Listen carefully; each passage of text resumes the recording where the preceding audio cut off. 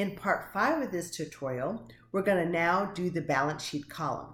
Recall that the balance sheet has assets, liabilities, and the equity accounts.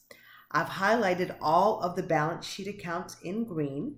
So all we're going to do is we're going to take our adjusted trial balance totals and put them in the balance sheet column.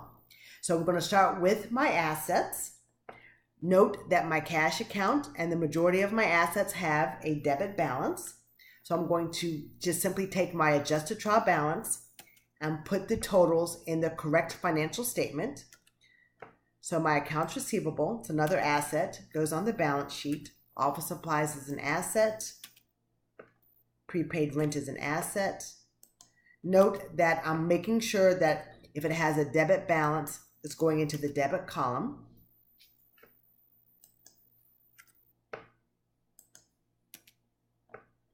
Note my accumulated depreciation is a contra asset. It has a credit balance, so that's going to go into the credit column. All of my liabilities have credit balances, so I'm going to place those in the appropriate column.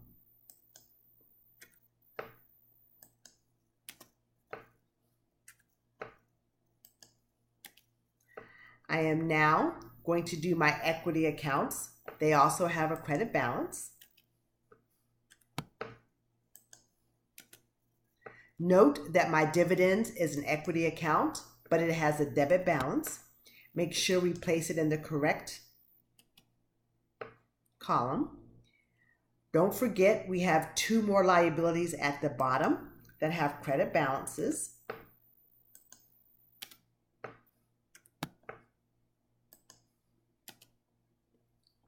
Now, what I'm going to do is I want to get the total of the debit column and the total of the credit column. So I'm going to simply do a summation formula here to make sure that I'm on the correct track. So I'm going to sum up all of my debit columns, starting with my cash. I'm just going to go all the way down so I can just copy the formula over.